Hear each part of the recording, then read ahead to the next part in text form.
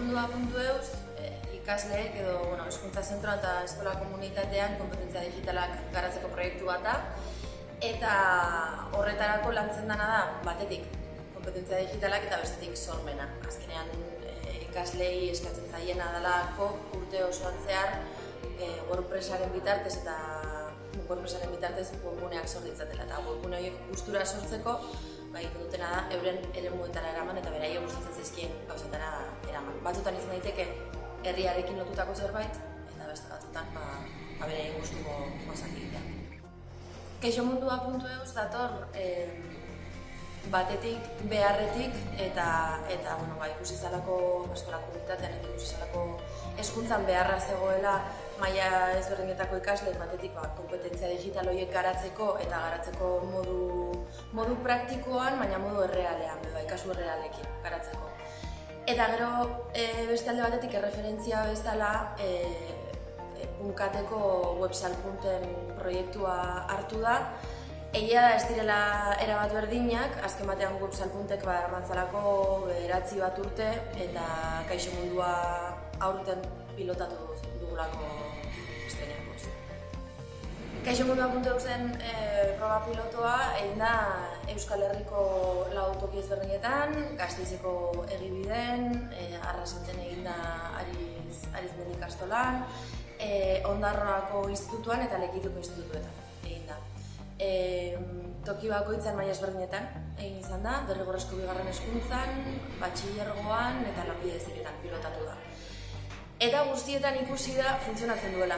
Guztietan ikusi da maila ezberdinetan egokitzeko aukera daukan proiektu badala, azken finean ikasleak direlako langa jartzen dutenak, eta gero beste alde batetik ere sortutako baliabideak bai ikasleentzako eta bai irakasleentzako baliagarriak direla. Hau da, bertatik ateratzen dugun irakurketa oso ona da.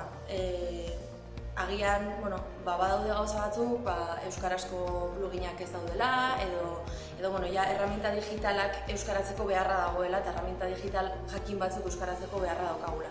Baina berez, proiektuaren edukia eta proiektua aurrera eramateko beharrezkoak diren tresna horiekin eta gaitasun horiek badira nahikoak eta pilotatu danean ikusi da, justu ikasi dutela, oso ondo baloratzen dutela proiektua eta era berean errealitatearekin lotutako proiektua izanik askoz hobeto funtzionatzen duela, askoz motivatuago lan egiten dutela ikasleek.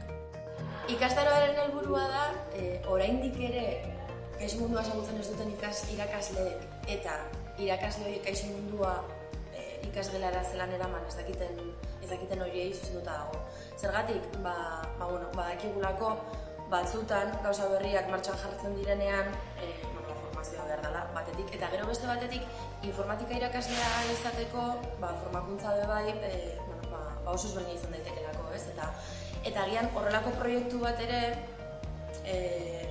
asko pentsatzen dugu zelan teknologia berriak diren ardatza informatikako arlora bideratuta dagoela, baina beste dozein arlotan ere egin daiteke eta transversala izan daiteke kaixomundua. Hau da, historiako irakasle batek ere kaixomundua martxan jartzea dauka teknologia berriak ematen dituen irakaslearekin eta egiten dituzten proiektu horiek historiakoak izan. Orduan, alde hortatik berez teknologia berriekin harremana dauka eta horrekin ertxikin lotuta dago, baina eraberean transversala ere bada.